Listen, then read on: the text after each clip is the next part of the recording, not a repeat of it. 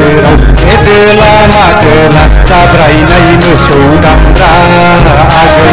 गोदोनायाव फान्थाव माला ढोल सारि सारि समायना बिबारनि खुसि दामबिसि आगै सावथालि माथा खालि आगै बाङालि जिउनि जुलि बोसोर गोदाननिलाय बैसागु बोथोराव एदोला मादोला दाब्रायनाय मोसौ दामब्रा आगै गोदोनायाव फान्थाव माला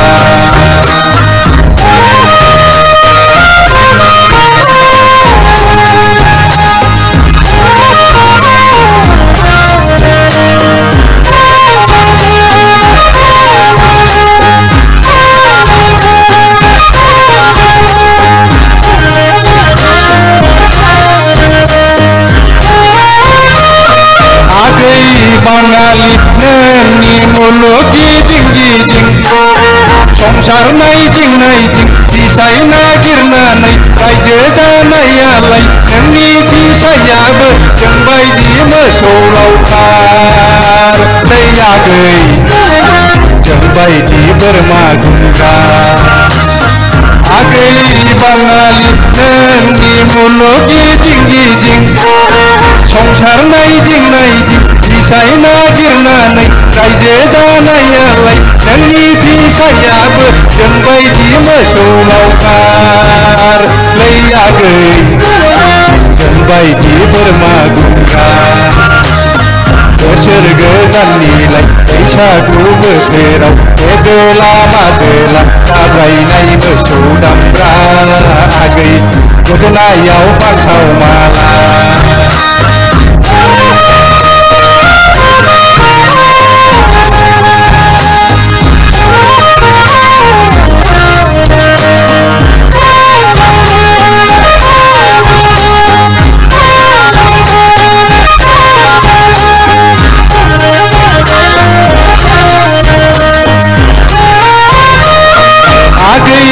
नोंनि जात बासि हौवा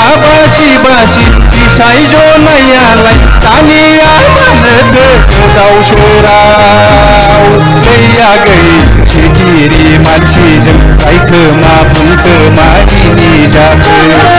आगै सना नोंनि जात बासि हौवा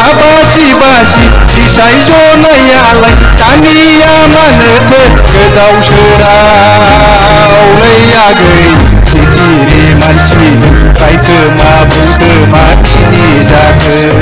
बोसोर गोदाननिलाय बैसागु बोथोराव एदोला मादोला दाब्रायनाय मोसौ दामब्रा